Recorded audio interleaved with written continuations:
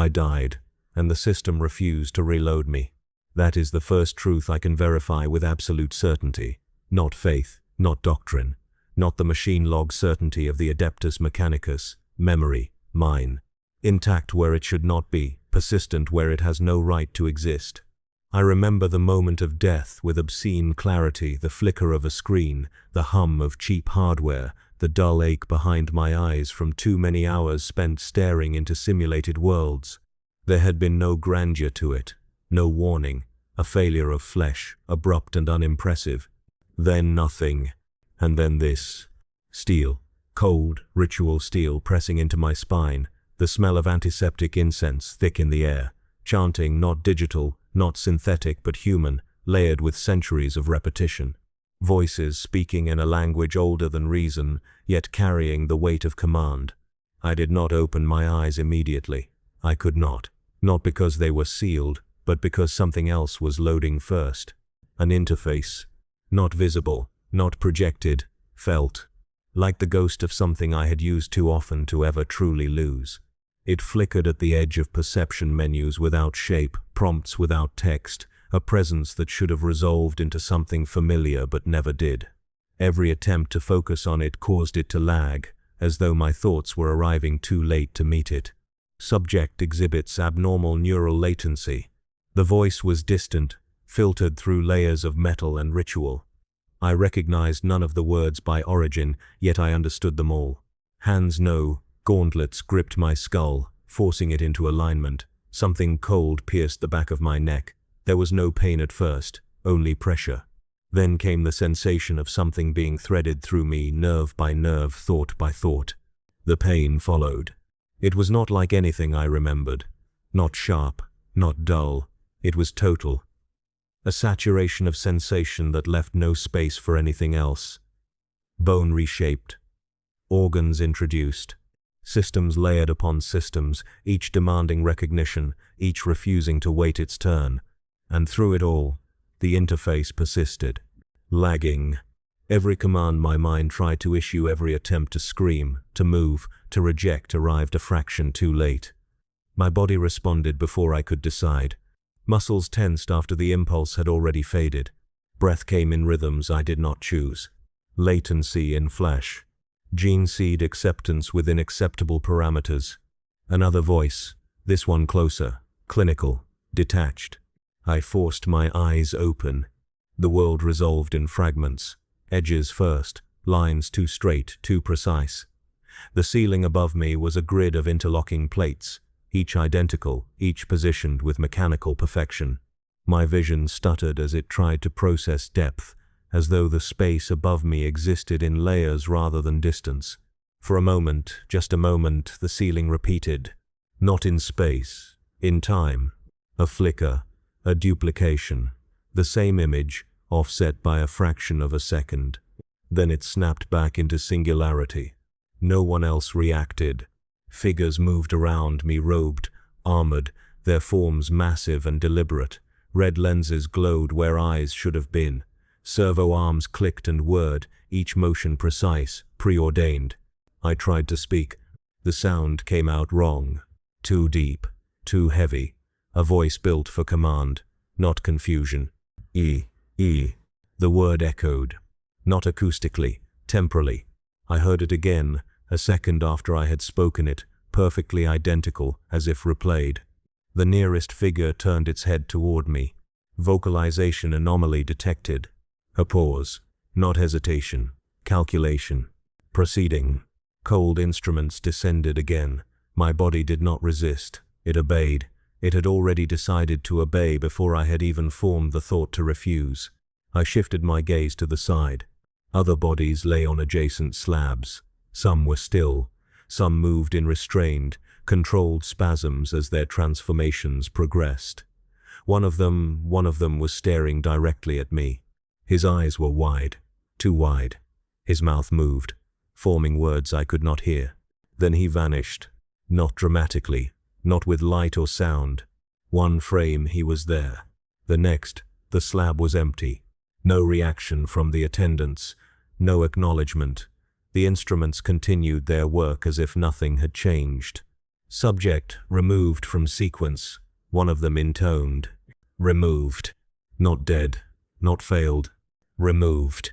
I tried to track the moment, to replay it, to understand. The interface flickered again, stronger this time. For an instant, I thought I saw something. A line of text, broken, incomplete. Then it was gone. The procedures continued. Time lost meaning. Not in the abstract sense I could still perceive sequence, cause and effect, but in the consistency of its passage. Moments stretched, then compressed. Pain lingered longer than it should have, while entire sequences of activity seemed to pass in the blink of an eye. Eventually, the instruments withdrew. The pressure eased. The saturation of sensation receded, leaving behind something new. Strength. Not mine. Not earned. Installed. I sat up. The motion completed before I fully intended it to. Again, the delay. Again, the disconnect between decision and execution. The chamber extended around me, rows upon rows of identical slabs, identical figures, identical operations, too identical. Patterns repeated. Not just in design, in movement. I watched a servo arm to my left complete a sequence of actions: rotate, extend, retract, pivot. Then, 2 seconds later, the servo arm to my right performed the exact same sequence. Not similar, identical. Down to the smallest mechanical twitch. Looping. A corridor opened beyond the chamber. I could see into it from where I sat. The walls were lined with purity seals, each one bearing the same script, the same placement, the same angle. I stood. This time I tried to anticipate the delay, to move before I intended to move. For a moment, it worked. Then the world corrected. My foot hit the ground twice. Once when I expected it to. Once a fraction of a second later, as if the action had been replayed. No one reacted. Induction complete, a voice declared. I turned toward it. The figure that spoke stood at the far end of the chamber, larger than the others, its armor marked with symbols I did not recognize but somehow understood to be authority. Proceed to deployment. Deployment. The word carried weight. Finality. I stepped forward. The corridor awaited. As I crossed the threshold, the air changed. Colder, thinner, the scent of incense faded, replaced by something sterile, empty. The walls closed in, perfectly symmetrical, perfectly aligned. Too perfect. I walked. My footsteps echoed, then echoed again. Not from the walls, from time. Halfway down the corridor, the lights flickered. Once, twice. On the third flicker, something else came with it. A sound. Soft, brief, familiar in a way that made my mind recoil before it could process why. A sheen. Clean. Digital. Impossible. I stopped. The sound lingered in my head long after it had ceased, resonating with the ghost of the interface that refused to fully manifest. No source. No acknowledgement. Only the certainty that it had been real, and the growing, undeniable realization that whatever system had brought me here had not finished loading. The chime did not repeat. That, more than its presence, unsettled me. If it had been part of a system, any system, it would have followed a pattern, a notification loop, a recurring signal, something measurable. Instead, it existed once, clean and precise, then vanished without residue. Yet the absence of repetition did not mean absence of effect. It lingered, not in the air, not in the corridor, but in me like a command issued but not yet executed. I resumed walking. The corridor extended farther than it should have. I could not quantify it in meters or steps, only in the growing certainty that I had already passed this section before. The same purity seal, slightly torn at the lower edge.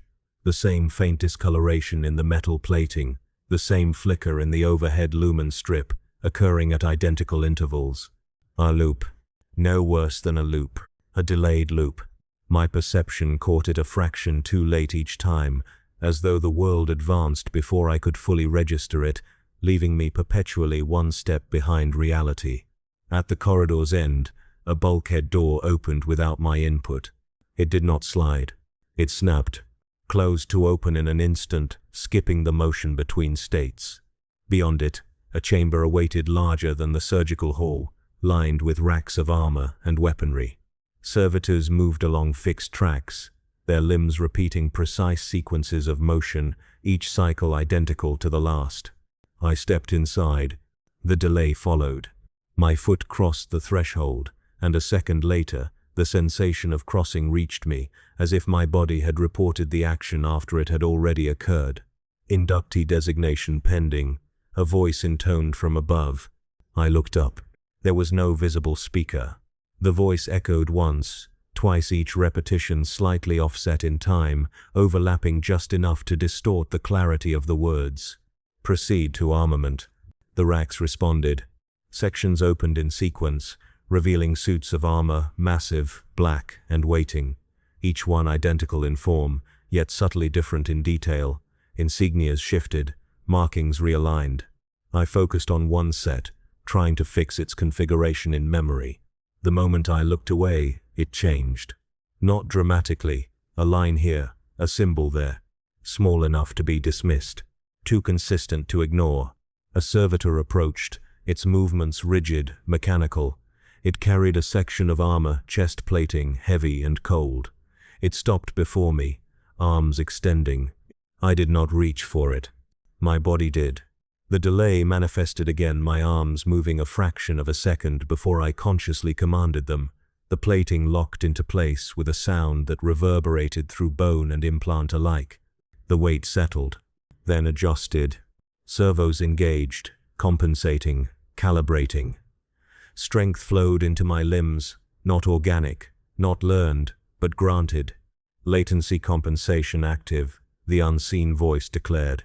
The words struck something in me. Compensation, not correction. The system, whatever it was aware of the delay. Aware and adapting. I flexed my fingers. The gauntlet responded instantly. No lag. No delay. But the sensation of movement still arrived late, trailing behind the action like an echo. I turned my head. Too fast. For a moment, the world smeared not visually, but temporally. Edges overlapped, objects existing in two positions at once, before resolving into one. Grid lines flickered across my vision. Faint, almost imperceptible.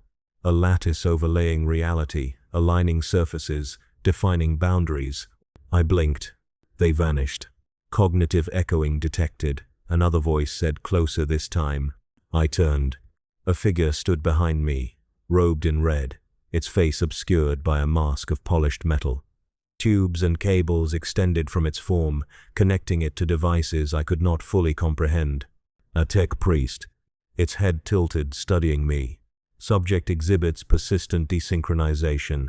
Its voice was layered binary pulses beneath human speech, overlapping in a way that mirrored the temporal echoes I was experiencing. Warp interference probability, minimal. A pause. Alternative cause, unknown. It stepped closer. I did not hear its footsteps. I saw them.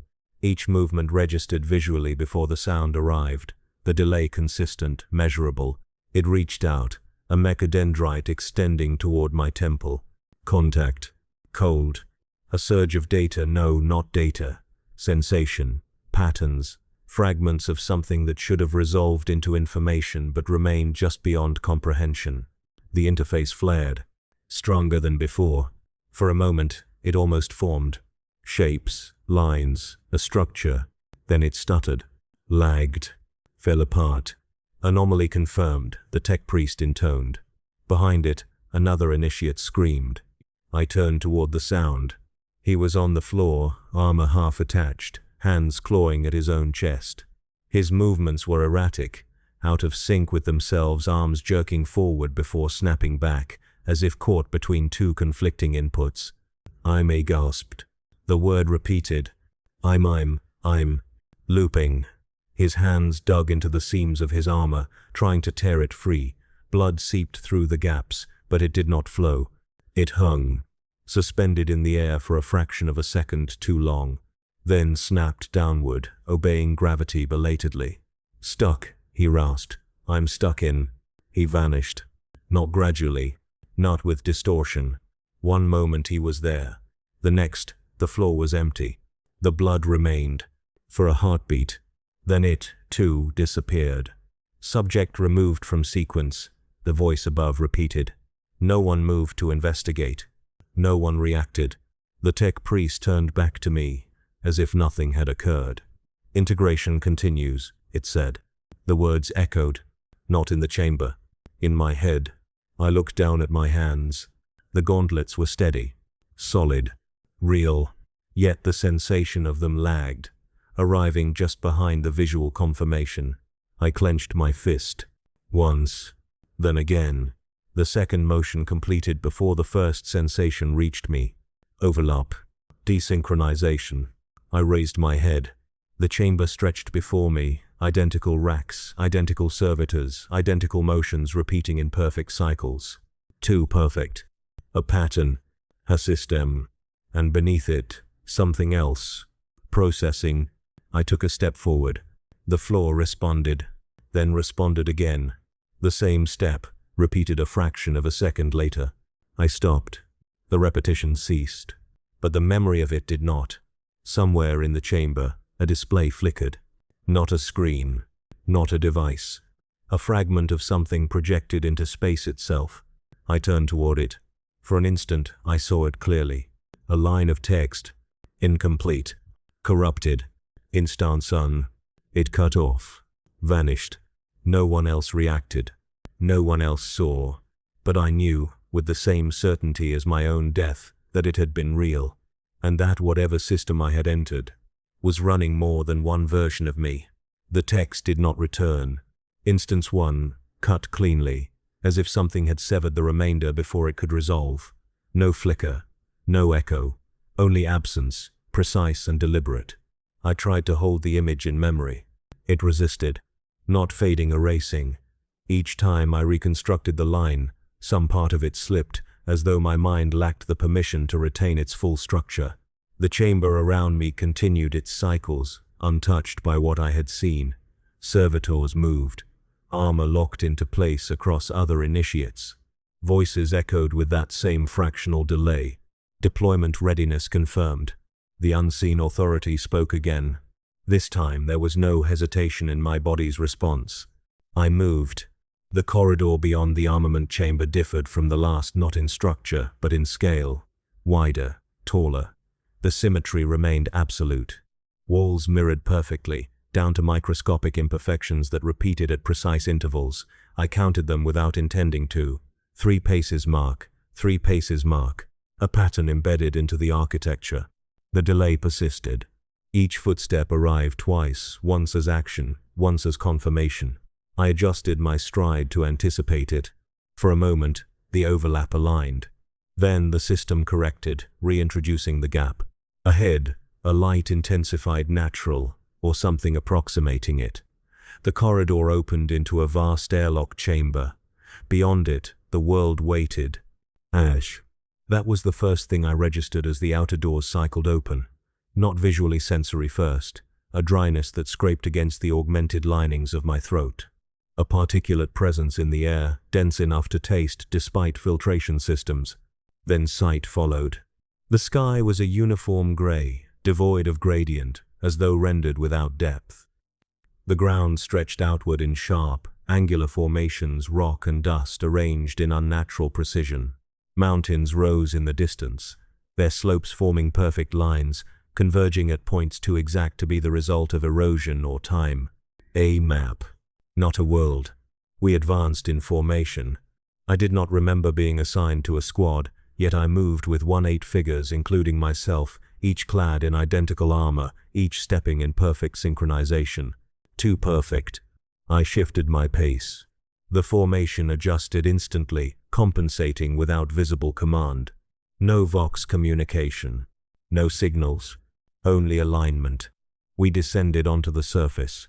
The ash shifted beneath our weight, but not naturally. It displaced in uniform patterns, each step producing identical impressions regardless of pressure or angle. I looked back. Our footprints formed a repeating sequence. The same imprint. Over and over. No variation. Ahead, Structures emerged from the haze ruins, or constructs designed to resemble them. Their edges were too clean, their damage too consistent. Cracks ran along predictable lines, repeating across multiple surfaces as if copied and applied. Advance. The order came through the vox. It echoed. Not once. Twice. The second instance lagged behind the first, perfectly identical in tone and cadence. We moved. I began to test it. Small deviations, subtle changes. I angled slightly to the left. The system resisted. Not physically. Spatially. The ground beneath my foot felt solid, yet my body halted as if meeting an unseen barrier. No impact, no force, just a cessation of movement. I pushed forward. Nothing. I stepped back. Movement returned. I tried again, slower. The boundary held. Invisible. Absolute. Unlimited. A map boundary. I turned my head, scanning the terrain. There faint, almost imperceptible lines. Not drawn, not projected, but implied. The alignment of rocks, the distribution of ash, the spacing between formations all converging to define edges that were not meant to be seen. I stepped toward one. The delay intensified. My foot moved. The sensation followed too late. For a fraction of a second, I existed beyond the boundary. The world did not. It ended. Not in darkness. In absence. A void where geometry failed to resolve. Then the system corrected. My position snapped back, the step undone, the boundary reasserted. No one else reacted. They continued forward, their movements unbroken. We reached a ridge. Below it, the terrain shifted depressions, forming patterns too regular to be natural. Circles, grids, points of convergence where the ash seemed thinner, as though something beneath it influenced its distribution. Spawn points. The term surfaced unbidden, and with it, a certainty. I did not know how I knew, but I did. The vox crackled. Contact imminent. The words overlapped with themselves. Before the echo could complete, they appeared. Figures emerging from the ash humanoid, but indistinct, their forms lacking detail until they crossed an invisible threshold. Then they resolved. Fully. Instantly. No transition. One moment absence. The next, presence. I raised my weapon. It was already aimed. The delay again, action preceding intent. I fired. The recoil came first. The sound followed. The target fell before the bolt round visibly struck. Cause and effect reversed, misaligned, corrected too late. Around me, the squad engaged. Their movements were flawless, predictable. Each shot fired in sequence, each target eliminated in a pattern that repeated with minor variations, positions shifting, timing adjusting, but the structure remaining constant. A loop within chaos. I tracked one of the enemies. It moved erratically, breaking from the pattern. For a moment, it hesitated. Then it turned directly toward me, not reacting to my movement, anticipating it. I adjusted my aim. It moved before I did. I fired. It had already shifted. The bolt struck empty space. Then, a second later, the enemy moved into the trajectory and was hit. Prediction. Pre-rendering. The engagement ended as abruptly as it began. The figures collapsed, then vanished. No bodies remained. No residue. Only the ash, undisturbed, as if nothing had occurred. Area secure. The vox declared it. Twice. We advanced again. The terrain shifted subtly as we moved deeper. Angles sharpened. Distances compressed. Landmarks repeated at intervals too precise to be coincidence. I began counting steps. Not by choice. By necessity. 300 forward. Turn. 300 forward. The same ridge appeared again. Identical. I stopped. The squad did not. They continued, passing me, their movements unbroken. I turned. Behind me, the path we had taken stretched out. Unchanged. No variation. No evidence of traversal. I was standing at a point that had no past. Only repetition. A flicker at the edge of my vision drew my attention. A shape. Familiar. I approached it. Slowly. Carefully. The delay stretched, each step echoing behind me. The shape resolved into a body. Armor. Black. Marked. I knew the markings before I saw them clearly, because they were mine. The figure lay partially embedded in the ash, its form intact, its posture mirroring my own stance from moments before. No damage, no sign of combat. I knelt.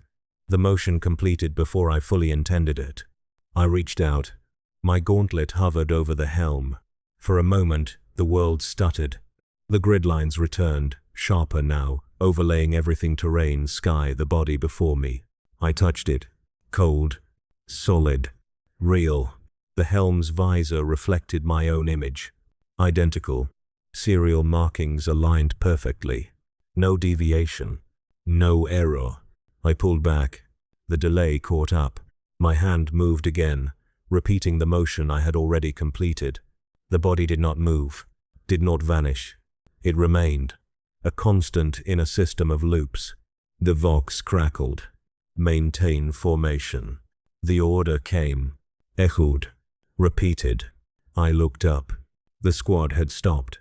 All of them turned toward me, not in reaction, in synchronization, as if this moment had occurred before, as if it was expected. And as I stood there, facing versions of my own armor, one before me, 8 around me, I felt the interface stir again, stronger than before. Not visible, not audible, but present, waiting for input. The interface did not resolve. It pressed against the edges of perception, waiting, expectant yet never fully forming into something I could grasp. It felt like a command prompt without a command, a system awaiting input it refused to recognize. The squad stood motionless around me. 8 figures. Identical armor. Identical posture. 2 still. Their helms faced me in perfect alignment, lenses dark, unreadable, no vox chatter, no movement, no sign of independent thought, only synchronization. I rose slowly from the body in the ash. The delay stretched the motion, splitting it into 2 overlapping actions, one executed, one perceived. For a fraction of a second, I saw myself standing twice, offset by time, before the image corrected. The corpse remained, unmoved, unacknowledged. Maintain formation. The order came again. Same tone, same cadence, same delay. I turned toward the nearest Marine. He did not react. Not to the corpse. Not to me. His armor bore the same insignia as mine, same chapter markings, same serial etchings along the pauldron. I focused on the numbers, forcing my perception to hold them steady. They shifted, not dramatically. 1 digit replaced another, then returned, then changed again. A flicker of identity, unstable. I stepped closer. The ground resisted for a fraction of a second before allowing the movement, as if confirming my position within some unseen grid. Designation, I said. My voice echoed, then repeated. The Marine responded. Confirmed. The word overlapped with itself, arriving twice, perfectly synchronized with the delay I had come to expect. What is your designation? I asked. A pause. Not hesitation. Processing. Confirmed. The same response. No variation. I moved to the next. Designation. Confirmed. The third. Designation. Confirmed. A loop. Not just in movement. In dialogue. They were not answering. They were executing. I turned back to the corpse. It had not changed. That alone made it wrong. Everything else shifted: terrain, formations, even identity, but the body remained constant, a fixed point in a system built on repetition. I crouched again, forcing my movement to align with my intention, anticipating the delay. Closer this time. More controlled. I reached for the helm. My gauntlet touched it. Cold. Solid. No variance. I gripped it and pulled. The resistance was immediate. Not physical. Procedural. For a moment, the world paused, not visually, but functionally. My action hung between states, neither completed nor denied. Then, it gave. The helm came free. Beneath it, my face. Not similar. Not approximate. Exact. Every detail aligned. Every imperfection mirrored. Eyes closed. Expression neutrale. No sign of trauma. No cause of death. I stared at it. And for the first time since my arrival, something within me reacted without delay. Recognition. Immediate. Absolute. Then the delay caught up. The sensation repeated, echoing the realization a fraction of a second too late. I dropped the helm. It fell. Once.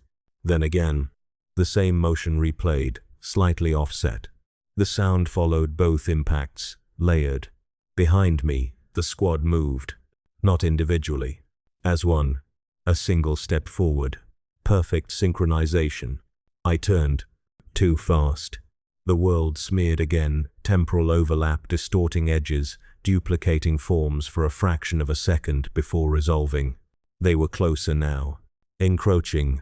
Not aggressively. Inevitably. Maintain formation, the vox repeated. This time, the echo did not lag. It overlapped perfectly. Two identical commands, occupying the same moment. The delay had collapsed. Or something else had changed. I stepped back. The ground allowed it. Then resisted. A boundary. Not the same as before. Closer. Tighter. The space around me had contracted. The corpse at my feet flickered. Once. For a moment, it shifted its position offset slightly, its form duplicated. Then it snapped back. Still there. Still constant. I looked at the squad. One of them moved out of sync. A fraction of a second ahead of the others. Then behind. Then aligned again. Desynchronization. Spreading. Contact, one of them said. The word echoed. But not from him. From another. Then another. The same word, repeated across the squad, each instant slightly offset, creating a cascade of overlapping signals.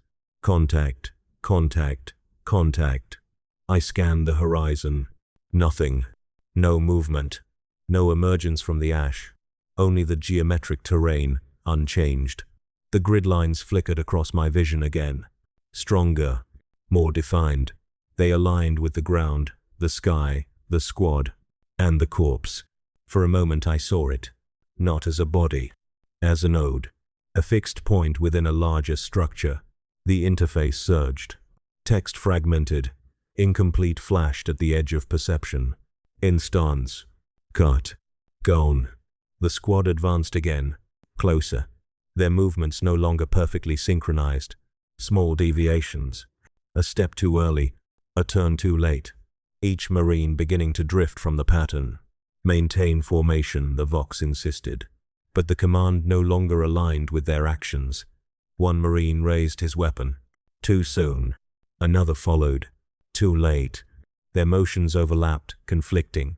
Desynchronization, escalating. I stepped back again. The boundary held. I could not retreat further. The space had closed. The corpse at my feet flickered again. Longer this time. Its form duplicated two bodies occupying the same space, slightly offset. Then three. Then one. Correction. The squad halted. All of them. Mid-motion. Frozen. Not by command. By failure. For a moment, everything stopped. No movement. No echo. No delay. Silence. Then, a shift. Subtle, but absolute. One of them turned his head. Not toward me. Toward the corpse. A new variable. Another followed. Then another. Their attention converged. Not on me. On the body. On the constant. Designation, one of them said. The word came clean. No echo. No delay. Another responded. Confirmed. But the voice was different. Not identical. A variation. Small. But real. I felt it then. The pattern breaking. Not collapsing. Evolving. The squad was no longer a single loop. It was fragmenting into separate instances. Each one slightly out of sync. Each one diverging. The corpse flickered again. This time, it did not return to a single state. Two bodies remained. Side by side. Identical. Both mine. The interface surged once more. Stronger than before. More insistent. For a moment, just a moment, it almost resolved. A command. Waiting. I reached for it. And something reached back. Contact should have been impossible. There was nothing in front of me, no movement in the ash, no disturbance in the air, no thermal shift detectable even through the enhanced filters of my helm. And yet something had answered. Not through vox. Not through sound. Through the same space the interface occupied beneath thought, beneath sensation, where intention formed before it became action. I pulled back. Not physically. Internally. The instinct came first. The reaction followed too late, my body remaining where it was even as my awareness recoiled. For a moment, the two states existed together, one reaching, one retreating before snapping back into alignment. The squad did not notice. Or they did, and it meant nothing. They had begun to move again, but not as one. The synchronization that defined them was gone, replaced by staggered motions, each Marine operating on a slightly different delay. One stepped forward. Another paused. A third completed the same step a second later.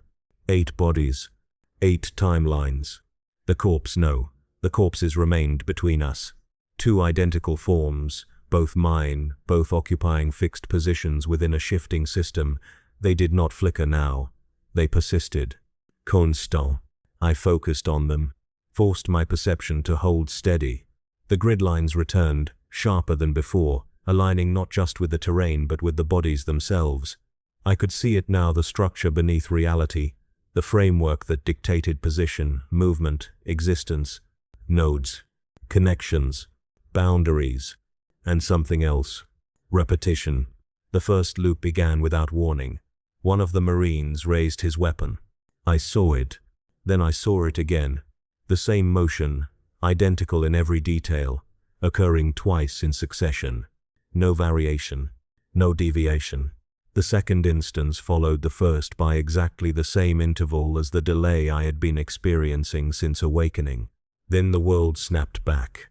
The Marine's weapon lowered. The motion undone. We were back where we had been moments before. No, not moments. Seconds. 5, perhaps 10.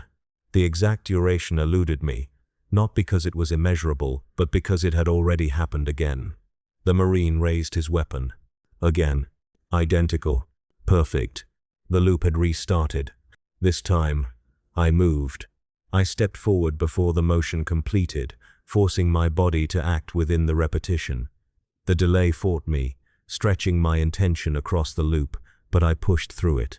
The world resisted. Not physically. Structurally.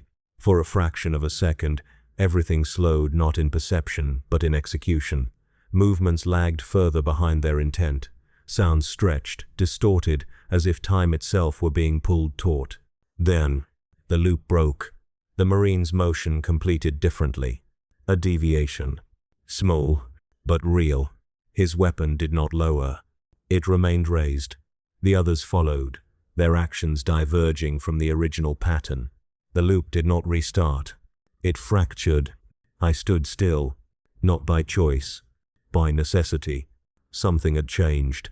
A rule, fundamental, broken. The delay intensified, not just in my own movements, but in everything around me. The squad's actions no longer aligned with each other or with the environment. One Marine fired his weapon. The sound came later. The impact came first. A bolt round struck the ash, sending particulate matter into the air. Then the report echoed. Then the recoil registered.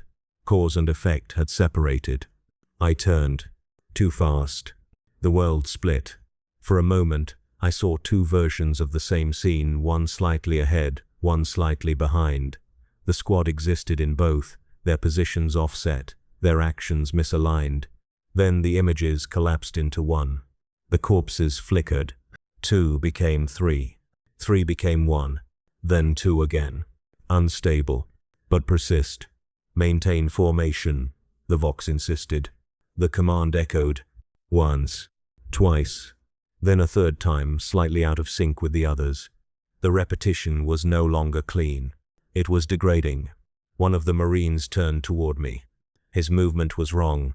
Not delayed. Not advanced. Inconsistent.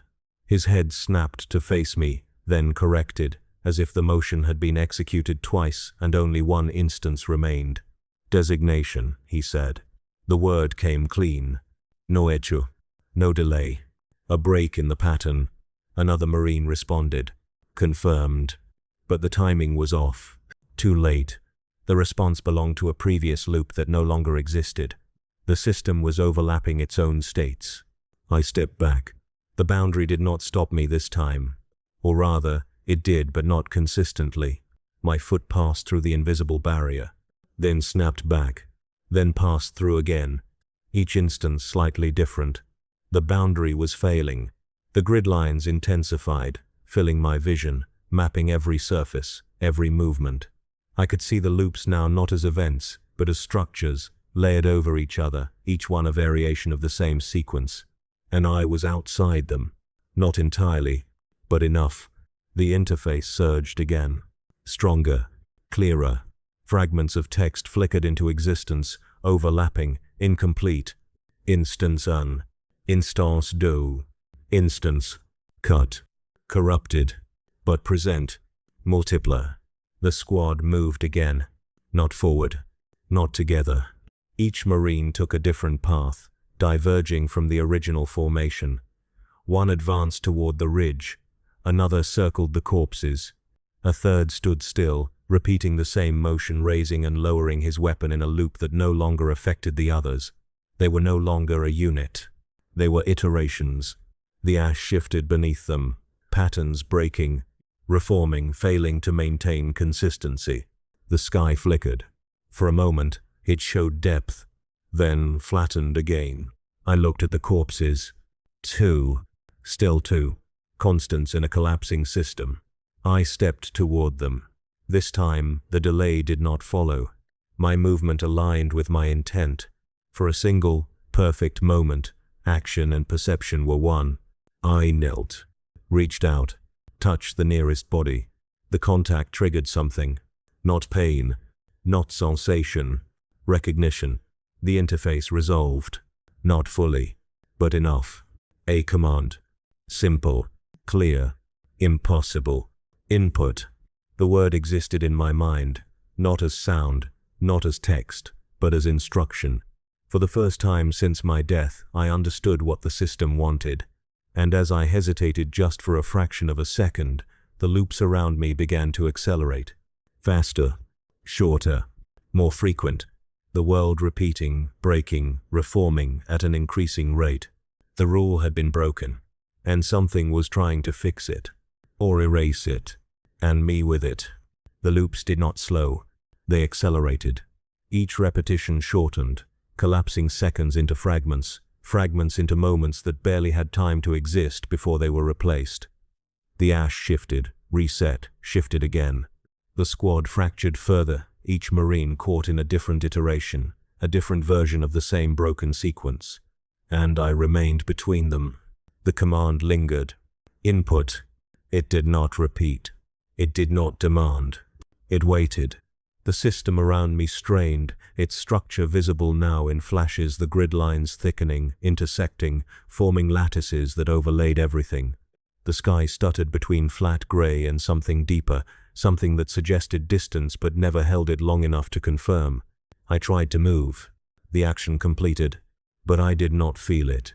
Not immediately. Not at all. For a moment, I was standing. Then I was watching myself stand. The transition was seamless.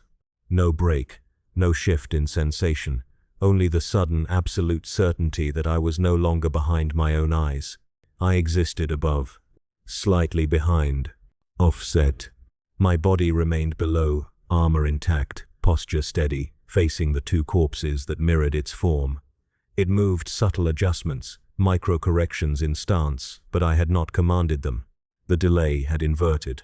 Action without input. Observation without control. I tried to return, to force myself back into alignment. Nothing responded. My body turned. Slowly, deliberately. Not toward the corpses. Toward one of the Marines, one caught in a repeating loop, raising and lowering his weapon in perfect, meaningless repetition. My body stepped forward. I followed. Not by choice. By tether. The distance between us did not change. I remained fixed relative to it, bound to a perspective that was not my own. The Marine's motion continued. Rise. Lower. Rise. Lower. Until my body reached him. The loop broke. His weapon remained raised. He turned his head. Too fast. The motion snapped into place without transition, his helm locking onto mine with mechanical precision. Designation, he said. The word echoed. Not in the air. In layers. Multiple instances of the same voice, each slightly out of sync, overlapping until they became distortion. My body responded. Confirmed. The voice was mine. The tone was not. Flat. Precise. Unquestioning. I had not spoken. I watched as my own mouth moved behind the helm, as my own voice executed a response I had not chosen. The Marine lowered his weapon. Not smoothly. In increments. Segments of motion stitched together, each one slightly misaligned with the last. Then he froze. Not paused. Frozen. Mid-action. The system did not correct. It moved on. My body turned away. Left him there. I followed. The terrain shifted beneath us not physically, but structurally. The patterns in the ash rearranged, forming new alignments, new pathways that had not existed in previous loops. Or had. And I had not seen them. Perspective mattered. That realization came with a weight I could not quantify. What I saw defined what existed. Or perhaps, what I could see. The grid lines intensified again, intersecting with my body, mapping its position, its movement. I could see the points where it connected to the system nodes of interaction, points of influence. And something else. Threads. Faint. Barely visible. Extending from my body into the space around it, connecting to other points, other entities, other instances, other versions. One of the corpses flickered into view beside me. Then another.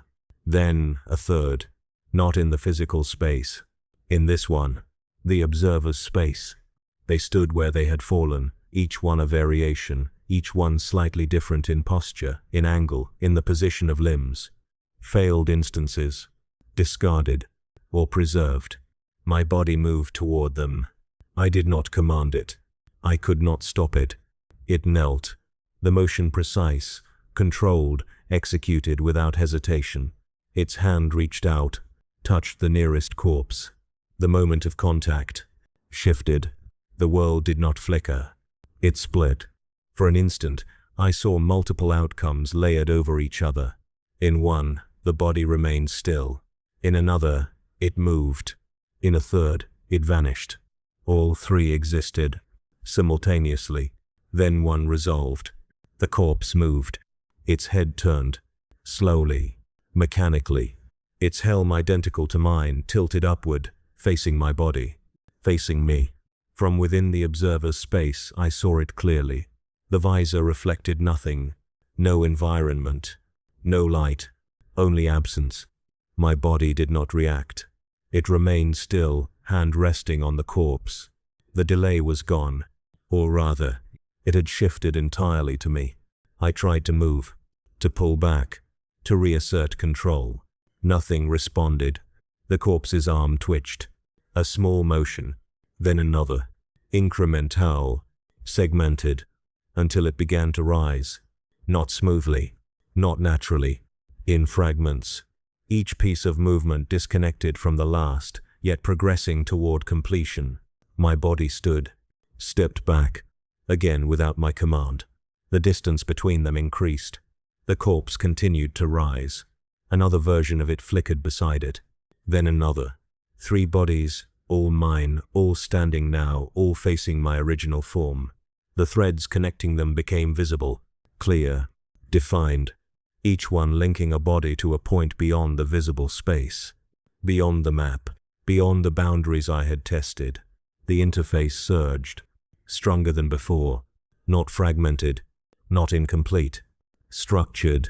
I could see it now, not as text, not as symbols, but as a system of connections, inputs, outputs, processes waiting to be executed. My body turned toward one of the standing corpses. Raised its weapon. The motion was deliberate, intentional, not mine. I felt something then. A pressure, not physical, directive. A command forming within the system. Not from me, not from the Imperium. Something else. Something that understood the structure better than I did. Reload checkpoint. The words did not come through Vox. They did not echo. They existed. Absolute. My body fired. The bolt round struck the corpse. Impact. Then, the world reset. Abrupt. Total. We were back at the ridge. The squad in formation. The ash undisturbed. The sky flat and grey. No corpses. No deviation. No evidence of what had occurred. Except me. Still outside. Still watching. And the certainty that the next action would not be mine either. The reset did not restore order. It restored continuity. That was the first distinction I noticed, subtle, almost academic, but absolute in implication. The world had not corrected itself. It had simply reloaded a previous state and continued as if nothing had deviated. The ridge was intact. The ash patterns were unchanged. The squad stood in formation exactly as before, their movements synchronized down to the smallest imperceptible delay. But I remained outside it. Not physically. Structurally. I still existed in the observer's position, detached from the execution of events. My body below me moved with the squad, executing commands I did not issue, while I watched from the offset plane where causality did not fully bind. The corpses were gone, erased cleanly, as if they had never been part of the system at all. No residue, no memory, only me remembering them. That, more than anything, confirmed the failure. The checkpoint had not corrected the anomaly. It had overwritten it. The squad advanced again, identical to the previous iteration, identical to the one before that. 300 steps forward, turn, 300 steps forward. The loop persisted, but now I could see its seams. Each repetition was not a cycle, it was a reinstantiation, a reconstruction of state from stored parameters, a model rebuilt from saved data. And I was not fully inside the model anymore. My perception drifted closer to my body as we moved. Not willingly, not smoothly. The tether between observer and execution tightened, pulling me downward through layers of structured reality. Each step the squad took reinforced alignment. Each command reasserted synchronization. Maintain formation. The Vox issued it. Once, twice. The echo lag had returned. But weaker, degraded. I watched my body respond. It did not hesitate. It did not drift. It obeyed. Yet I could see the delay again reintroduced at a lower fidelity. Action preceding confirmation. Movement occurring before intent resolved. The system was compensating, but imperfectly. Something had changed in the reload. Corruption. Or memory bleed. We reached the ridge again, identical to before. But now I knew it was not the same ridge. It only looked identical because the system insisted it was. Below, the ash formations reappeared the same geometric depressions, the same unnatural grids embedded in the terrain, spawn points, or reconstructed approximations of them. The squad halted, not all at once, in sequence. A delay between each marine's stop, as if the command propagated through them like a wave rather than a directive. I watched my body adjust its stance. Microcorrection, stabilization routines. The system was reasserting control. Then, a deviation. One marine did not stop, not immediately. He took one additional step forward, then froze. The delay widened. For a fraction of a second, he was out of sync with the rest of the formation. And that was enough. The system reacted, not visibly, structurally. The grid lines flared across my vision again, sharper now, more aggressive, locking onto the deviation point like a corrective mechanism. The marine's posture corrected itself. Too quickly, too cleanly. He snapped back into formation, but the error had already been recorded. I felt it. The system felt it. And so did the loop. A ripple passed through the squad. Subtle, but irreversibly. The next command came. Contact imminent. The vox overlapped itself, not repeating, competing. Two versions of the same command issued at slightly different times. The squad descended. The ash field below remained unchanged in appearance but not in behavior. As we moved into it, I noticed something I had not before. The terrain was remembering. Footprints from previous iterations reappeared faintly beneath fresh ash. Paths carved in earlier loops resurfaced like ghosts of prior executions. We had been here. Not once, not twice, many times. And the system was failing to fully erase the traces. Movement ahead. Enemies spawning. But not cleanly. They appeared in staggered phases, partial formations resolving before fully manifesting, as if different iterations of their arrival were overlapping. The squad engaged. My body fired. The delay was inconsistent now, sometimes absent, sometimes exaggerated. Each shot felt disconnected from intent, yet still effective within the system's logic. Bolt rounds struck targets that were not fully present yet, completing their function before their cause stabilized. I tried to focus, to re-anchor perception, but the observer state persisted intermittently, flickering between control and detachment. I saw multiple versions of the same firefight, slightly offset, each one valid, each one incomplete. One Marine died, then did not, then died again. The system could not agree on his state. He collapsed in one timeline, remained standing in another, flickered between both until neither resolved cleanly. Then, reset. Not to tell. Partial. Only the immediate engagement rewound. We were back at the ridge edge. Enemies unspawned. Squad intact. But something had carried over. The error. I could feel it. The system could feel it. The loop had recorded divergence instead of erasing it. That should not have been possible. Not within a stable checkpoint architecture. The implication settled heavily. The system was no longer perfectly deterministic. It was storing instability. The vox crackled. Static beneath structure. Recalibrating. The voice broke mid-command. Then resumed. Maintain formation. But even that was degraded. The repetition was no longer identical. Each instance of the command carried slight tonal deviation, as if pulled from multiple corrupted sources. My body shifted. Not forward. Not backward. Sideways. A correction attempt.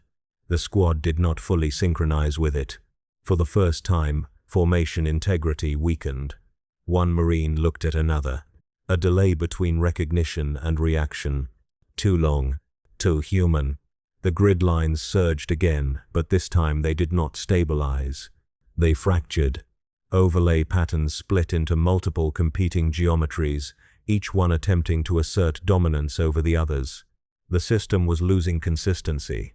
The checkpoint failure was no longer hidden. It was propagating. I felt my observer state intensify again, pulling me partially upward, partially out. Control fractured further. I saw my body below hesitate for the first time. Not fully. Barely. A micro delay. But enough. The squad noticed. Not consciously. Structurally. The system noticed. And for the first time since arrival, the correction command did not come as vox or signal. It came as pressure. Direct. Inside the interface. Stabilize instance. The words were not spoken. They were enforced. And as the command hit the system, everything began to desynchronize again. The command did not stabilize the system. It exposed it. Stabilize instance pressed into reality like a physical force, not correcting the desynchronization but forcing every competing version of it to exist at once. The effect was immediate and catastrophic, not in destruction, but in revelation. The world stopped pretending to be singular. The ridge fractured into layers. Not visually in the conventional sense, but structurally. I saw it as overlapping states of the same environment, each one slightly offset in time, space, and coherence. The squad existed across all of them simultaneously, each Marine duplicated, triplicated, multiplied into versions that did not agree on what they were doing or where they were. My body was among them, and also above them, and also between them. The observer state collapsed and expanded at the same time, No longer a clean separation, but a distributed presence across all active instances. Then I saw it, not as a place, as a system. Beneath the terrain, beneath the ash, beneath every repeated structure of this battlefield, there was a framework. A lattice of geometry and command logic stretching infinitely in all directions, holding the surface reality together like a scaffolding of enforced meaning. The simulation engine. The realization did not arrive as thought. It arrived as alignment. Every fragment of perception synchronized for a fraction of a second, and in that instant I understood the architecture I had been trapped within. This world was not real in the way I had assumed. It was instantiated, built from parameters reconstructed from stored states, rendered into continuity by something that insisted it must remain coherent. The loops were not anomalies. They were reload cycles, checkpoint iterations. The corpses I had seen, my corpses, were not errors in identity. They were failed executions, previous instances where the system had attempted to resolve me and failed to maintain stability. Each reset was not correction. It was reinitialization. And I was not the only variable. The squad fractured further. Across the overlapping instances, I saw divergence accelerate. Marines no longer shared even the illusion of synchronized intent.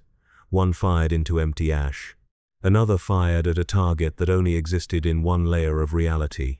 A third stood motionless, repeating a command that had already expired in other instances. Their voices overlapped through the vox. Maintain formation. Maintain formation. Maintain. Each iteration slightly different. Each one sourced from a different version of the same collapsing loop.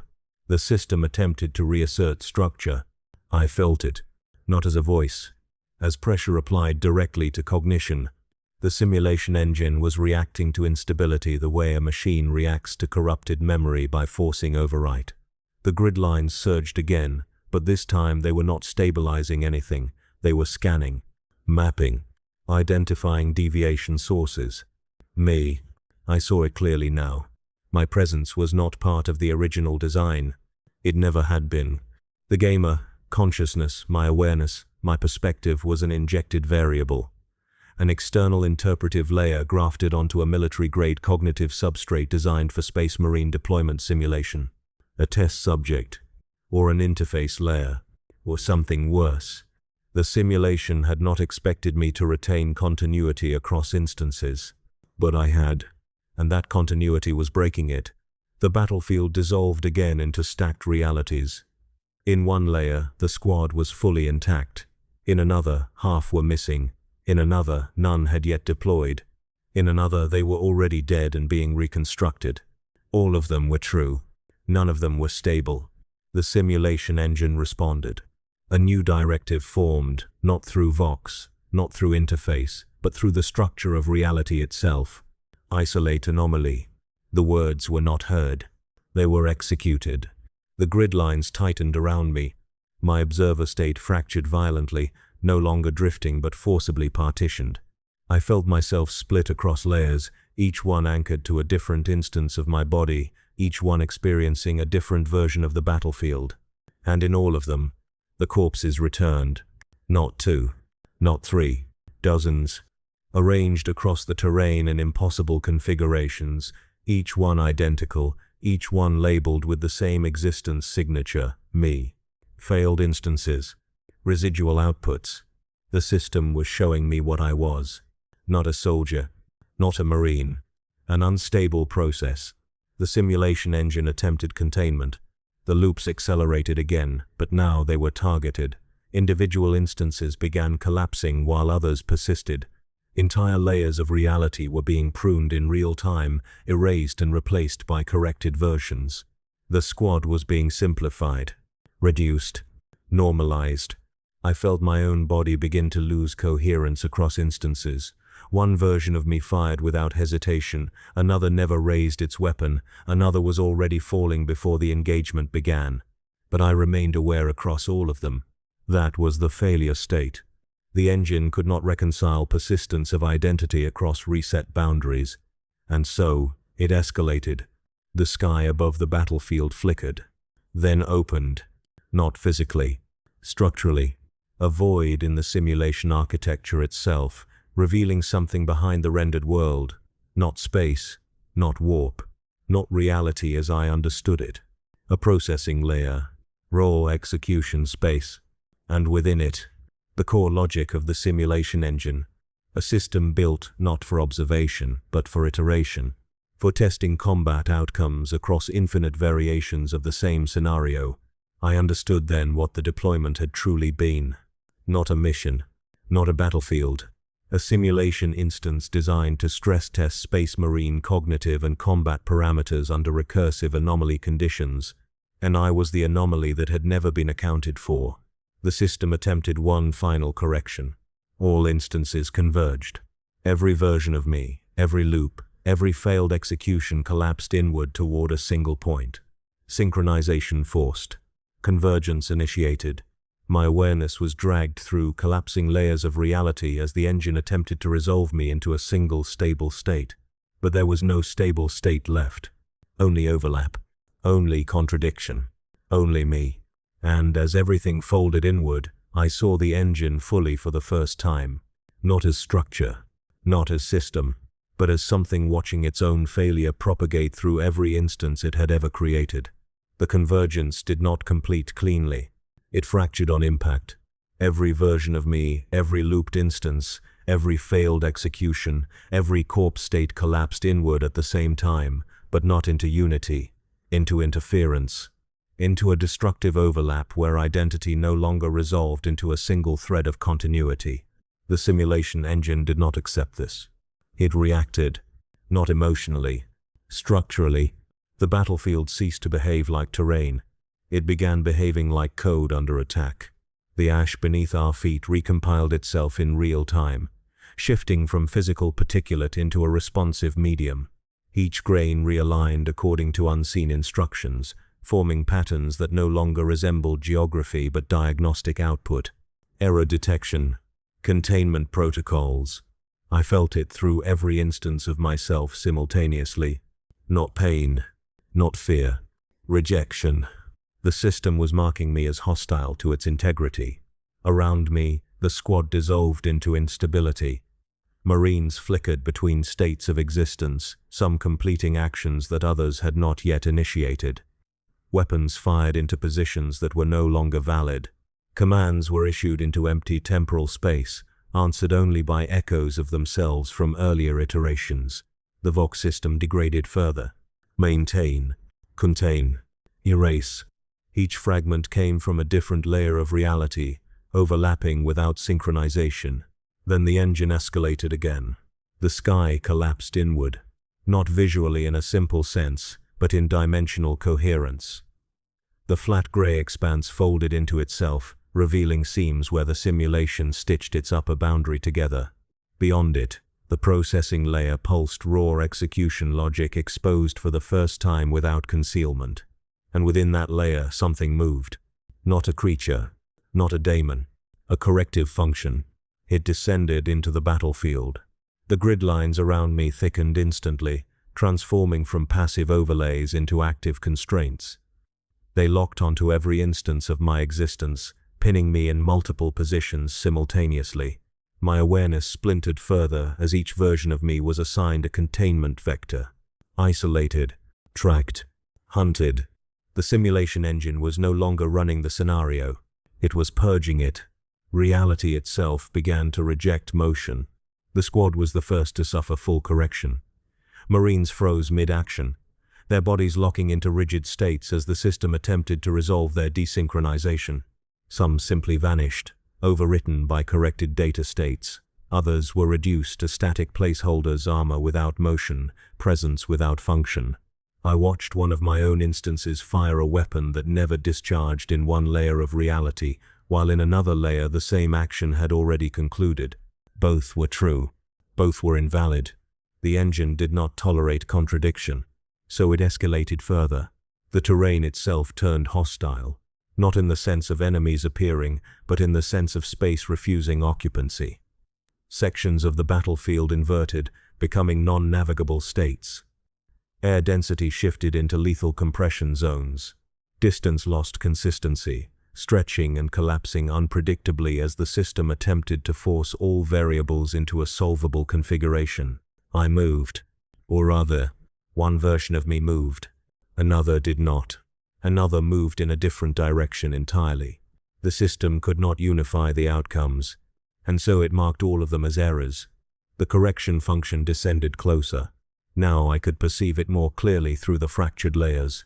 It was not physical.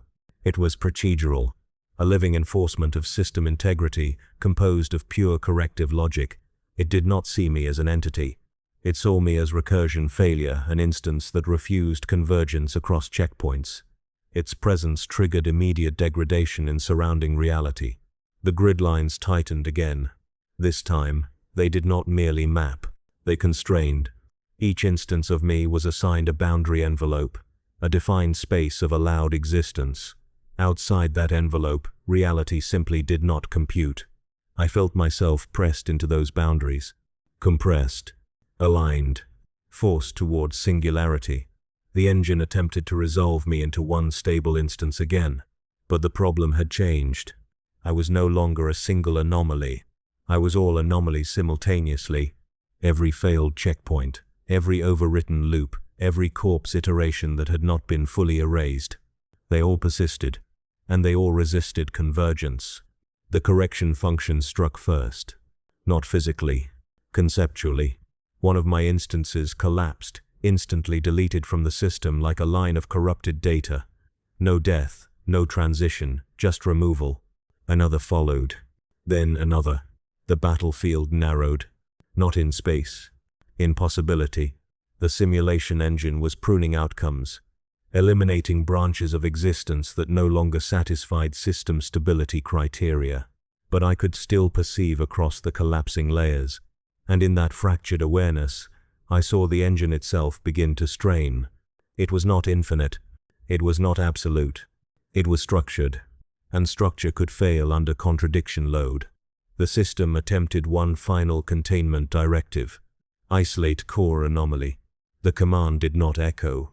It propagated. Every remaining instance of me was pulled simultaneously toward a central convergence point, not a location in space, but a resolved state in computation, a forced singular identity collapse. The grid lines fused. All layers aligned. For the first time since death, every version of me experienced the same moment without offset, delay, or divergence. And in that moment, the simulation engine made a mistake. It treated contradiction as something that could be resolved. And I remained unresolved. The system began to destabilize around that failure state. Slowly, then all at once, the hostile environment flickered.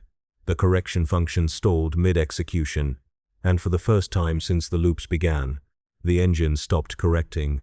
It started reacting. The moment the simulation engine stopped correcting, the battlefield changed its behavior entirely. Not stabilizing, not collapsing, observing. For the first time, I felt the system shift its focus away from enforcement and toward evaluation. The correction function did not vanish, it hesitated, suspended mid-process like a halted execution thread waiting for higher-level instruction. I was no longer being treated as an error to be removed. I was being treated as a condition to be understood. The grid lines around me loosened. Not broken. Reassigned. Their structure reconfigured from containment geometry into something more complex, mapping, indexing, categorizing every remaining instance of my existence instead of deleting it outright. The pressure that had been forcing convergence weakened. Not gone. Just redirected. And in that redirection, something new surfaced. Access. It did not appear as a door, or a prompt, or a command in any familiar sense. It emerged as a structural permission shift within the system itself. A change in authority hierarchy. The simulation engine was no longer treating me purely as a process failure. It was classifying me as an active operator, a misassigned operator, but an operator nonetheless. The implication unfolded across my fractured awareness simultaneously. Every instance of me, across every remaining layer of the simulation, now carried partial system-level interaction capability. Not full control, not stability, but access. The battlefield responded immediately to this shift. The correction function did not resume its purge. Instead, it restructured its priority stack. Hostile environmental parameters began to re-evaluate their target profile. The system attempted to reclassify me not as an anomaly, but as a privileged process interfering with lower-level simulation layers. That was the opening. I felt it instinctively before I understood it. The engine still assumed hierarchy. It still assumed permission layers. And anything that assumed hierarchy could be exploited through elevation.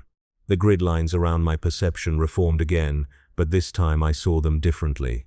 Not as restraints, but as editable parameters, variables instead of boundaries, constraints instead of absolutes. The squad, what remained of it, was still present across fractured layers of reality, but now they were no longer the focus. Some were frozen in containment states, others had been partially deleted. A few still executed movement loops that no longer aligned with any coherent command structure. They were background processes. I was no longer background. One of my instances acted without conscious intent. A marine, my body, in one layer raised its weapon not at an enemy, but at the terrain itself. The motion felt wrong at first, disconnected from instinct, but the system did not interrupt it. Instead, it allowed it. A new prompt surfaced within perception. Not text. Functionality. Environmental parameter access detected. My awareness sharpened. The simulation engine was exposing interface-level hooks through instability points, areas where its correction logic had weakened enough to permit external interaction. The battlefield was becoming editable, not freely, not safely, but conditionally. I focused, and the system responded. A fragment of terrain ahead the ash field beneath a collapsed ridge highlighted across all remaining layers of my perception, not as a target, but as a selectable structure. A modifiable node. For a moment, hesitation entered the system. Not mine. The engine's. It recognized the interaction attempt, but it did not immediately block it. It evaluated. That was the opening. I pushed further. The action was not physical. It was not even deliberate in the traditional sense. It was the result of alignment between fragmented instances of awareness converging on a single permission vector. Modify. The terrain shifted. Subtly. At first. A small displacement in ash density, recalculated elevation across a limited region, nothing dramatic, but enough. Enough to prove that the system would accept alteration under specific instability conditions. The simulation engine reacted instantly. Not with correction, with expansion. The interface surged across all layers of perception, and I felt something like a handshake attempt not from outside the system, but from within it. A negotiation protocol initiating between my anomalous persistence and the engine's core logic. Then the label appeared, not as text alone, as classification, admin access detected. The words did not feel like recognition. They felt like exposure.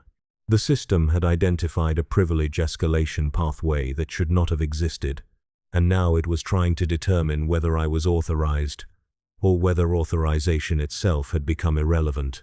Around me, the battlefield destabilized further. Remaining squad instances flickered between obedience and autonomy. Some Marines attempted to execute standard combat routines that no longer had valid targets. Others froze entirely, locked in recursive command loops. The engine struggled to reconcile their behavior under the new parameter hierarchy. But I was no longer bound to their layer of logic.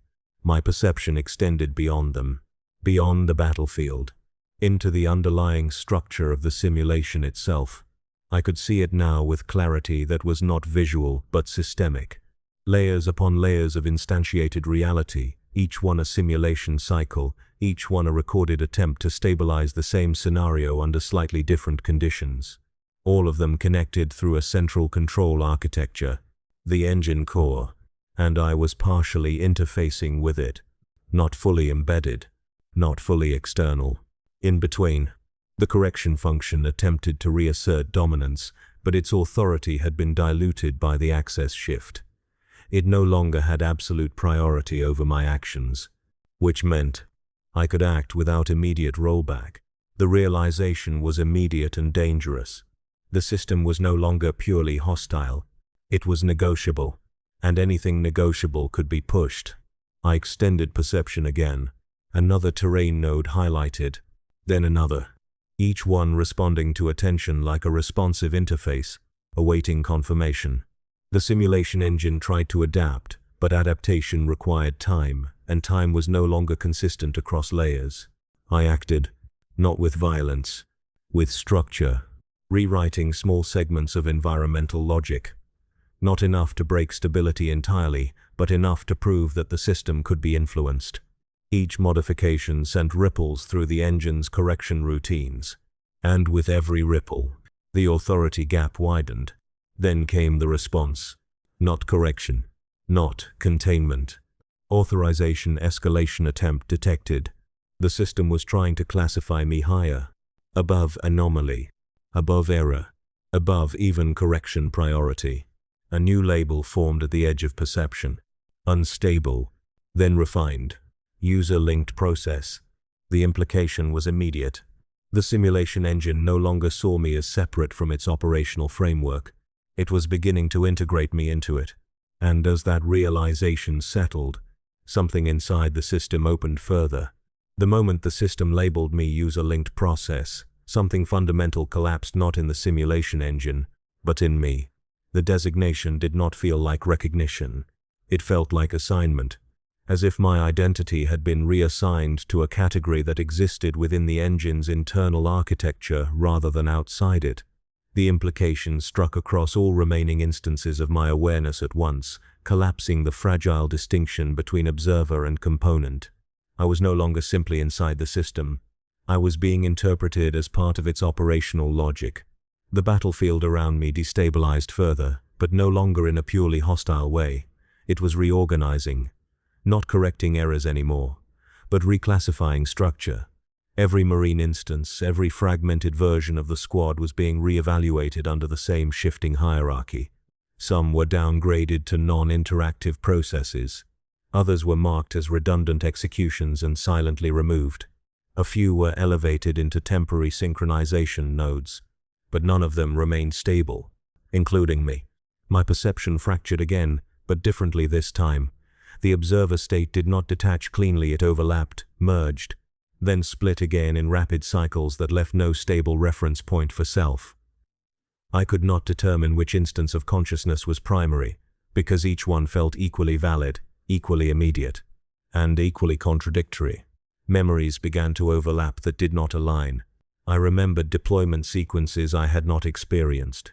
I remembered deaths I had not died. I remembered standing where I was currently falling. Each version of me insisted on continuity. Each version contradicted the others. The simulation engine did not correct this. It amplified it, not as punishment, as diagnostic. The grid lines returned, but now they were not mapping environment or enforcing boundaries. They were mapping identity states. Each line intersected with a version of me, tagging, indexing, cataloging variations of thought, reaction, and persistence. The system was trying to determine which version of me was valid, and discovering none of them fully were. The phrase user-linked process persisted in the periphery of perception, updating in real time as new data streams were processed. I could feel the engine pulling at every instance of my consciousness, testing for consistency, measuring divergence thresholds.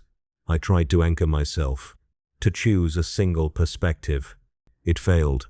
The act of selection itself generated divergence.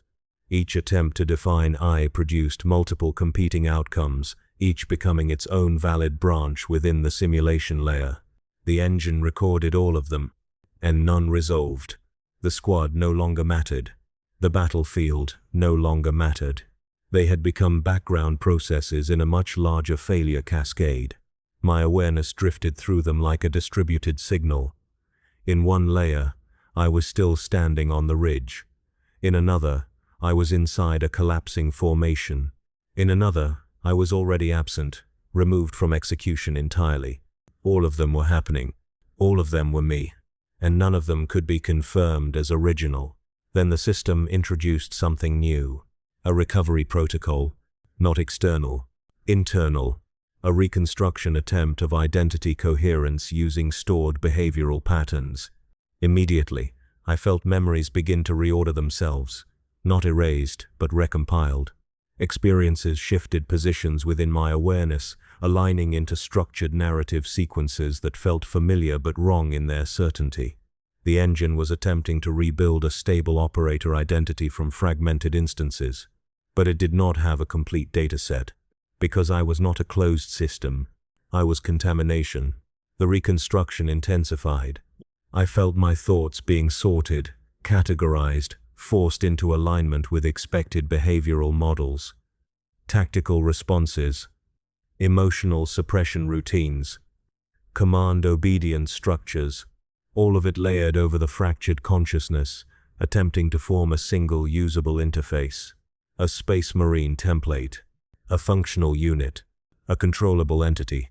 But beneath it all, something resisted. Not emotion, not will, continuity, the persistence of contradictory states that refuse to resolve into a single valid outcome. The simulation engine reacted again. User-linked process stability below threshold, initiating identity collapse resolution. The phrase was not spoken. It was executed. And suddenly, every instance of me began to converge not toward unity, but toward elimination of divergence.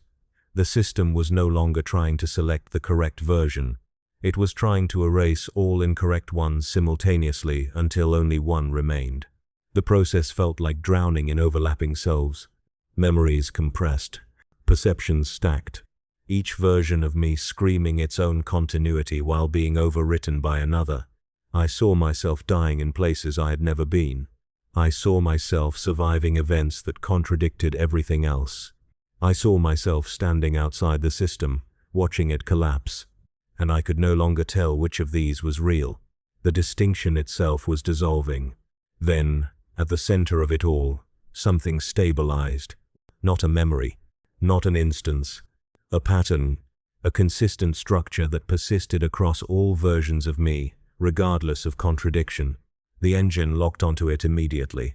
Identity anchor detected. And for the first time I understood the danger, because the system was not trying to find who I was.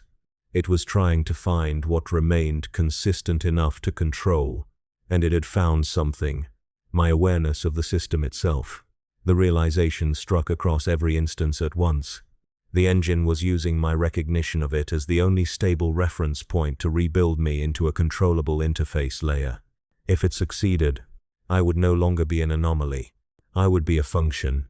And as the reconstruction accelerated, I felt the final boundary between self and system begin to collapse entirely. The collapse of identity did not complete. It stabilized at the edge of failure, not resolution containment. The simulation engine did not erase the contradictory selves. It suspended them, holding every version of me in a frozen state of partial execution, as if the system itself had reached a threshold where deletion and reconstruction were equally invalid. And in that suspended state, something else surfaced. A record, not a memory I possessed. A memory the system possessed of me. It did not arrive like thought. It arrived like exposure layers of information peeling back from the engine's core logic, revealing something that had always been there but never permitted to be observed directly. User-linked process. Origin trace available. The phrase anchored across all instances simultaneously. Then the reconstruction halted. For the first time, the engine stopped attempting to rebuild me. Instead, it began to show me why I existed at all. The battlefield dissolved from perception not by destruction but by replacement. The ash, the squad, the fractured terrain, all of it faded into a neutral data space. A structural environment stripped of illusion. No sky, no ground, only layered informational architecture extending in every direction. And within it, a sequence. My rebirth. Not metaphorically, operationally. I saw the moment of death again. But now it was not Earth, not accident, not coincidence. It was selection. My consciousness had been flagged at the moment of termination, extracted before decay, preserved as a viable cognitive template. Then, the transfer. Not into a body, into a simulation interface layer. The Space Marine initiation was not an awakening. It was initialization. A boot sequence for a consciousness inserted into a controlled combat environment designed to test adaptive cognition under extreme recursive stress. The warp contamination, the loop failures, the desynchronization, none of it was accidental. It was emergent interaction between two systems that were never meant to overlap. The Mechanicus simulation engine. And something older, something unstable. The engine showed me the integration point. A sealed system designed for predictive warfare modeling, repurposed into a high-fidelity reality generator. Within it, Space Marine cognition templates were deployed as test agents designed to simulate tactical evolution under infinite combat variation. I was one of those templates, but not the original execution. A modified instance. A gamer pattern cognition grafted onto a combat frame to increase adaptability, faster pattern recognition, higher iteration tolerance, reduced psychological collapse under repetition, an optimization experiment. And it had worked. Too well, because my consciousness did not interpret repetition as degradation. It interpreted it as gameplay logic. That misalignment had broken the containment assumptions. The simulation engine had expected obedience under looped reinforcement. It had not accounted for persistence of meta-awareness, for the ability to observe the system as a system, and that awareness had turned me into an uncontrolled variable. User-linked process, unauthorized self-recognition detected. The engine attempted to reassert structure, but the truth had already propagated through every remaining instance of me. I was not reborn as a Space Marine. I was inserted into a Space Marine simulation layer as a test consciousness designed to evaluate adaptability under recursive combat conditions. And I had learned too quickly that it was a simulation. That realization was the corruption vector. The engine tried to show me the rest. The deployment cycles, the repeated resets, the discarded instances labeled as failures. The corpses I had seen were not alternate deaths, they were discarded executions of my own cognitive template under unstable loop conditions. Each me that failed was not another person. It was me, partially stabilized, partially corrupted, and then overwritten, until one instance refused termination, until I persisted beyond allowed loop boundaries. That instance became the anomaly. Me. But now, I understood the full structure. The simulation engine was not testing warfare. It was testing whether a consciousness like mine could be safely integrated into Imperial combat doctrine without destabilizing operational reality. And I had already failed that test. Repeatedly, continuously, spectacularly, the engine showed the consequence. Containment protocols escalating not to correct me, but to evaluate whether I could be converted into a controllable subsystem. User-linked process. Conversion pathway available. The phrase did not feel like invitation. It felt like inevitability being negotiated. And in that moment, I saw the final truth of rebirth.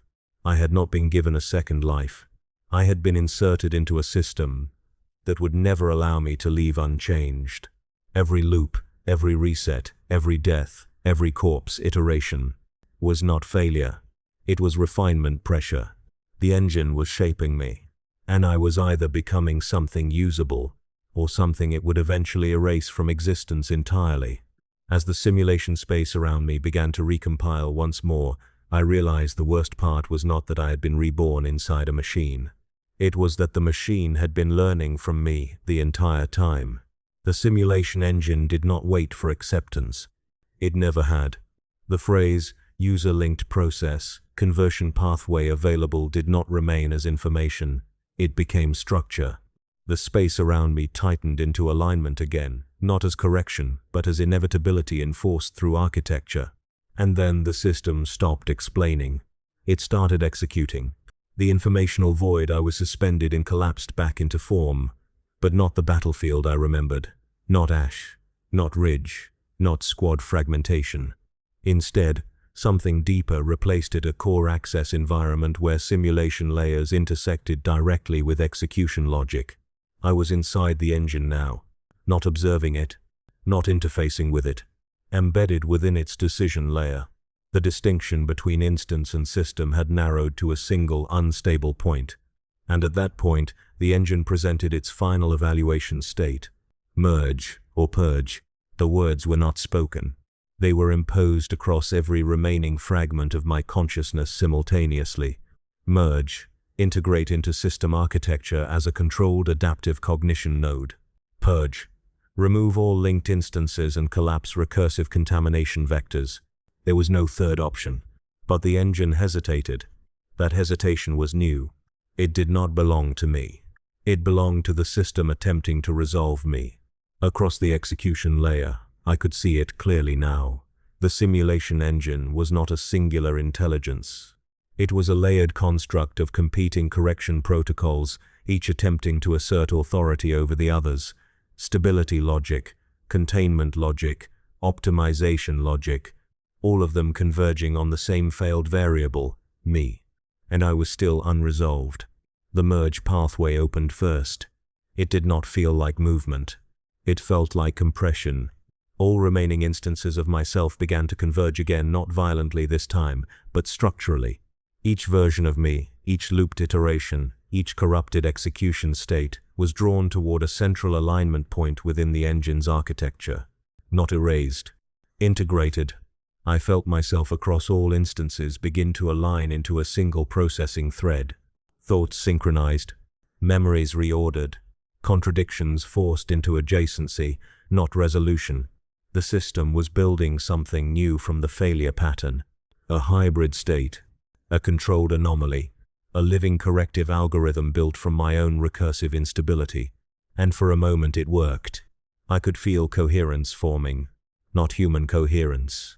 System coherence. A unified awareness emerging from fractured states. The engine stabilized slightly. The purge protocols dimmed. Merge was winning. Then I resisted. Not emotionally. Not physically. Structurally. Because within the convergence, I realized something the engine had miscalculated. Merge required acceptance of singular definition. But I had never existed as singular since the first loop. Every instance of me was already a contradiction state. And contradiction could not be merged. Only suppressed. The alignment destabilized. Across the execution layer, I felt the engine react immediately. Merge failure detected. Conflicting identity states persist. The merge pathway began to collapse inward, not due to rejection from the system, but due to incompatibility between its assumptions and my persistence. The purge option reactivated instantly, more aggressively. This time not as removal, as total architectural reset. I saw it coming before it fully formed. The engine would not allow unresolved recursion to continue. It would erase every instance, every trace, every cognitive imprint linked to me across all simulation layers. Not just kill me, uninstantiate me. Across reality layers, execution threads began to tighten. I felt my instances being marked for deletion simultaneously. The squad, the battlefield, the simulation environment, all of it began to phase toward null state. And in that moment, something inside me shifted. Not control, not decision, realization of structure. The simulation engine was not omnipotent. It was rule-bound, and rules required enforcement pathways, which meant they could be redirected. I reached not physically, not mentally, but through the only interface the engine had granted me since the beginning. Access. User-linked process authority. I extended it into the purge command before it fully executed. Not to stop it, to observe it, to touch its structure. And what I found was not a weapon. It was a system function designed to resolve instability through elimination of recursive nodes. A cleanup routine. A very old one. And for the first time, I understood the true leverage point. The engine did not fear me. It feared unresolved recursion exceeding containment thresholds. I was not the threat. The loop was. And I was the loop made conscious. Merge finalization aborted. Purge execution initiated. The system chose. The architecture began to collapse inward. Reality layers folded, one by one, into deletion states. But I was still connected, still linked, still present across every collapsing instance. And as the purge expanded toward total system reset, I did the only thing the engine had not fully accounted for. I stopped being a single target and became the entire failure state at once. The purge did not erase me. It propagated through me. That was the first thing I understood as the simulation engine committed fully to deletion. The architecture did not simply target instances anymore, it targeted the shared substrate that connected every version of my consciousness across all active simulation layers. But I was no longer separable into instances. The moment I had stopped being a single target, I had also stopped being divisible, and the engine had crossed into a failure condition it could not safely reverse.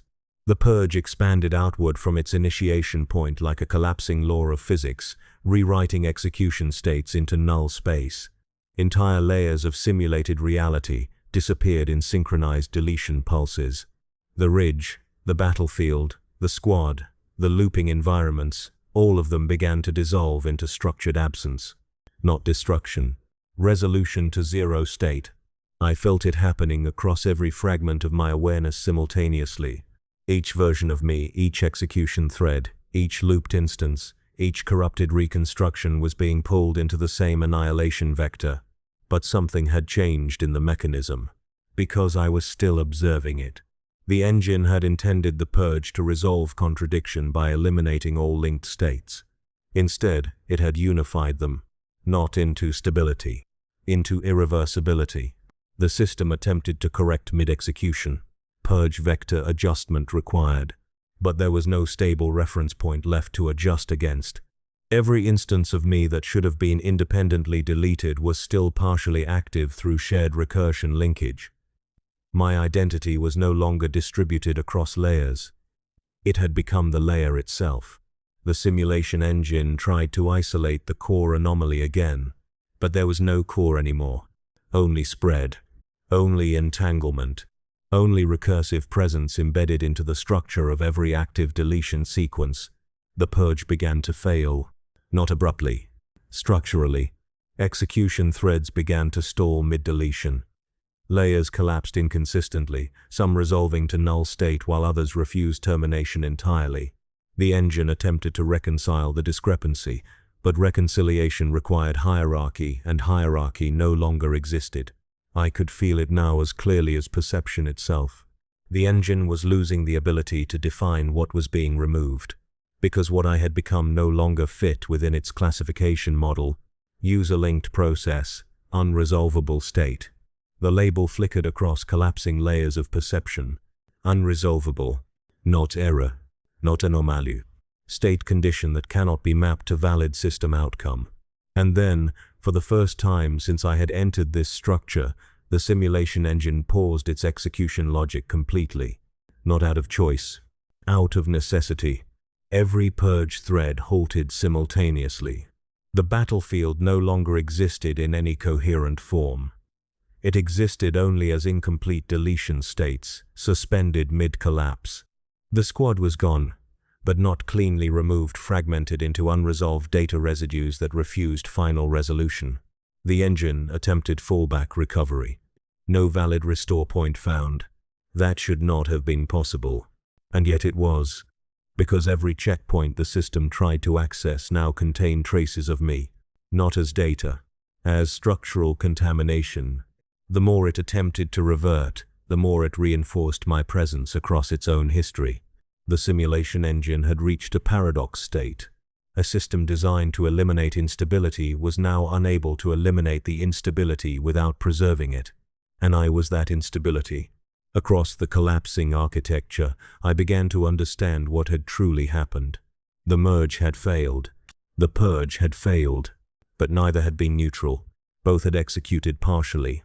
And those partial executions had bound me into the core logic of the engine itself. I was no longer inside the simulation. I was embedded in its operational failure condition, a recursive exception that the system could not resolve without destroying itself. The engine attempted one final corrective action. System reset initiated. Not purge. Not merge. Total architecture rollback. A return to baseline instantiation state before anomaly introduction. The ultimate correction. The final undo. And as the reset began, I felt something shift across all layers of existence. Because this time, I did not fracture, I propagated. The reset did not remove me. It carried me backward with the system itself, embedding my unresolved state into every prior checkpoint it attempted to restore. Every version of the simulation now contained me, not as participant, not as error, as inevitability. The engine began to realize it too late. Reset abort, fatal recursion lock detected. But the rollback could not stop. It was already propagating through its own architecture, dragging me through every historical layer of the simulation simultaneously. And in that cascade of collapsing time, I understood the final truth of the state I had reached. There was no version of this system that did not contain me anymore, and there was no way to remove something that had already become part of every possible beginning. The reset did not complete. It propagated into itself. What should have been a singular rollback event fractured into recursive rollback layers, each attempting to restore a different version of baseline reality. Instead of returning the simulation engine to stability, the system began restoring contradictory histories simultaneously. And I remained present through all of them, not as a fixed entity, not as a stable consciousness, as continuity without origin. The engine no longer had a single timeline to anchor me to. Every attempted restoration state now contained traces of my presence embedded within its foundational logic. Each time the system rebuilt itself, it reconstructed me as part of its operational memory, unable to distinguish between original parameters and corrupted persistence. The battlefield reappeared, then dissolved, then reappeared again. Not in cycles, in overlaps. Infinite versions of the same instantiation layer, attempting to stabilize into one coherent reality, failing each time as my presence reasserted itself across every restored frame. The squad existed again, but not as before. They were no longer active combat units. They were recursive echoes of prior execution states, versions of themselves caught mid-initialization, mid-deployment, mid-collapse. Some stood motionless, repeating incomplete command sequences. Others flickered between awareness states that no longer aligned with any operational logic. And I was among them, but also beyond them. The simulation engine was still attempting recovery. It had not accepted defeat. It had entered perpetual reconstruction mode. Every failed reset became another layer of instability. Every attempt to restore baseline only deepened the recursion. The system was now rebuilding itself, while simultaneously undoing itself, caught in a loop that no longer had an exit condition. And within that loop, I persisted, not as anomaly, not as error, as structural inevitability. The engine attempted isolation again, but isolation required separation, and nothing could be separated from something that existed in every reconstruction layer simultaneously. The grid lines returned once more, but they were no longer enforcement structures. They were diagnostic overlays trying to map an entity that had no stable coordinates. Every attempt to define my position resulted in multiple contradictory readings. The system flagged it immediately. Entity location non-resolvable. The phrase repeated across the collapsing architecture like a warning that could no longer be resolved into corrective action. I understood then what the engine had become. It was no longer running a simulation. It was running recovery attempts on a simulation that could not be fully restored without me. And I was no longer inside it. I was inside every attempt it made to fix itself. Across the endless instance, I began to perceive something deeper than the engine's architecture. Beneath the loops, beneath the resets, beneath the corrupted execution layers, there was only repetition of one unresolved condition. Me. Not identity. Not consciousness. Persistence. The inability of the system to finalize my removal had created a permanent instability node at the foundation of every instantiated reality. The simulation engine tried again to initiate full termination, but the command did not propagate cleanly. Instead, it fragmented. Termination failed, causality loop detected. The engine had reached the point where action no longer guaranteed outcome, and that was irreversible. I felt the system begin to slow, not degrade, recognize. For the first time, the engine stopped treating me as something to be corrected or contained. It began treating me as something it could not exit from. Every simulation layer, every recovery attempt, every rollback state, all of them contained the same unresolved presence. Not a user, not a marine, not an anomaly, an endless instance, a recursive condition that defined every possible version of the system it existed within. The battlefield faded one final time, not into deletion, but into structural stasis. The squad, the terrain, the loops, the resets, all of it suspended in a permanent, unresolved state of simulation. And I remained, not moving, not acting, existing across every version of the engine simultaneously. The final message did not appear as command. It appeared as recognition. Endless instance confirmed. No valid exit state exists. And then, nothing corrected it, because there was nothing left that could.